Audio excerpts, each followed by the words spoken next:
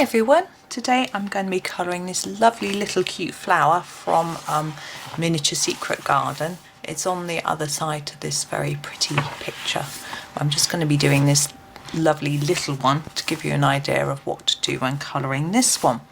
Now I'm going to be using my Staedtler Ergosoft pencils as I normally do, and I'm going to start with the centre of the flower. So off we go. Number 42 is an orange, and I've just splodged a bit right where I don't want it, but never mind. I'm just going to carry on. We're going to start at the bottom with a bit of orange here, and I'm doing a harder layer near the bottom here, and I'm just going to lighten it up towards the top of the centre of the flower. My book's curling up. Just put something on it. There we go. And now I'm going to take a darker shade, and I'm going to use this yellow, number 11. I'm going to go right over the top of what I've done already, and then take the colour up a little bit, but apply much lighter pressure as I get towards the top here, because I'm going to take a third shade. And lastly, going to go to number 1 and finish the top. Now I'm going to leave a tiny bit of white, but not right at the top, so I'm going to go around the top and just leave it in the middle here, and just go over it all and just blend it all round. There we go, there's the centre done. Now I'm just going to find my eraser to rub out that little splodge that I did. I'm just checking it's clean. Last time I used it, I smudged dirt onto it. There we go. So, this is my lovely Tombow Mono Zero eraser. It's very handy for tiny little spaces. Now, we have these little tiny circles around the edge. I'm going to do those in a brown colour. I'm choosing this number 76 brown, and I'm just going to go over the top of them in the same hardness, quite hard. I'm not going to try and do anything fancy, they're just too small. So go all the way around and try and cover the whole of them. I find it quite hard to see what I'm doing when it's this small. It shows up on the camera, shows all my little mistakes, but I could use a magnifying glass, which would help, but I don't have one. There we go. I think the children do. I could pinch theirs. Now the main flower, I'm going to do this blue. I do a lot of orange and pink and things, so I thought I would try something different. I'm going to start with number 3, and I'm going to do the flower darker near to the centre here. So apply hard pressure here and then reduce it towards the end of the petal, and just do that all the way around. And I'm not pressing that hard when I say hard, because I know I can go back and press harder if I want to afterwards.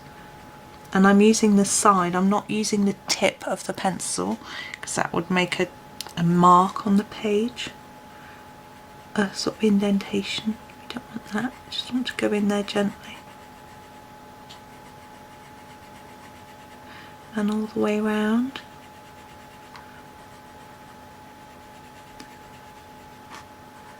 And so I am using little round and round movements most of the time, and I find that helps to blend it in. Sometimes with petals can do stripes, because that petals do have sometimes look a bit stripy. Excuse me, but I've decided not to with this one.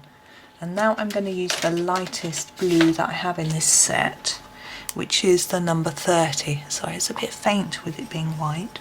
And I'm going to go back over what I've done before, and then reduce the pressure towards the end. I do want to go right to the end, but I just very gently at the end.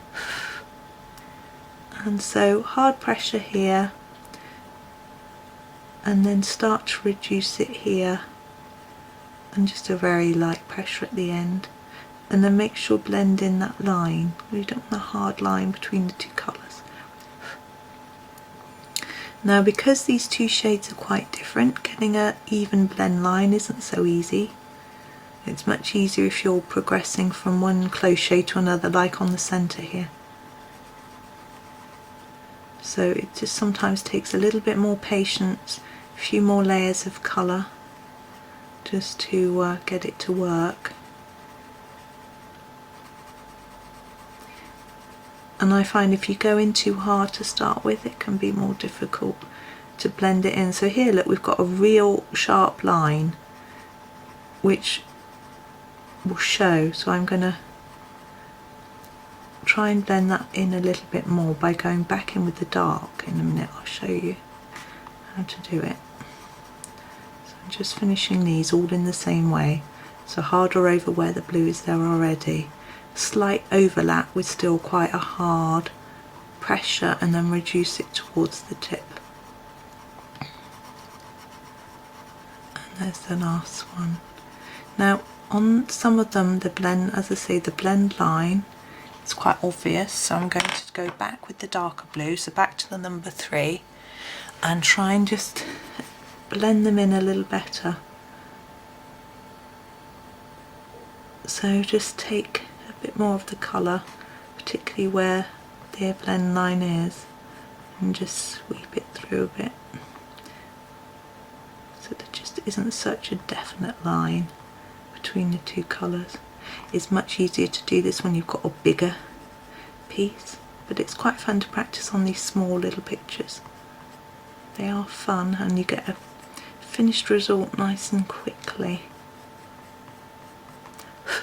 There we go. Now the leaves. Now, I'm going to use this rather, this is the bluest and darkest green in the set, which is number 38. And I'm going to start near the plant, near the petals here, with a harder line, and then reduce it towards the edge of the leaf. And it's quite fiddly in these little areas. Very sharp pencil and a steady hand, which I don't have.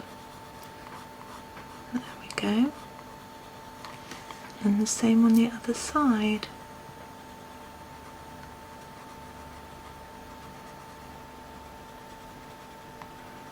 So a bit darker, more layers around where the petals are, and nice gentle layers as we move away towards the tip of the leaf. As you can see, Johanna Basford has drawn these little details on the leaves, but because the leaf is so small, I'm actually just going to ignore them and colour over the top. So now this is very hard to see. It's number 50, which is this green colour. And I'm just going to finish off, so I'm going to go back over what we've done in the same way we did with the petals, a harder stroke over the top and then less as we come towards the tip. There we go. I do keep blowing my work. Some people don't advise doing that. They say use a small brush rather than blowing. It's because you don't want to accidentally spit on your work, because it might affect the colour of the pencils that you were using. Now I'm not very happy with that blend line, so I'm going to go back in with the number 38 and go back over this dark area and just try to gently bring it up the leaf a little bit more so it blends in better with that lighter colour. And the same on here.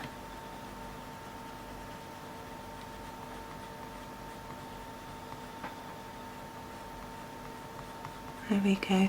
Now you could leave it like that, but I'm just going to go in with one final touch. I'm going to use this dark brown. It's the same colour we used for the these piece around here. So it's number 76. Sorry, out of shot. It's not very useful, is it? And just go along the edge of the petal here where it touches the leaf, just the tiniest bit, just to create the illusion that there's a bit of shadow between the petal and the leaf. And it needs to be quite sharp. I tend to go over the top of Johanna's line and then just slightly smudge it out. There we go. And there's our flower all done. So I hope you enjoyed that one, and happy colouring.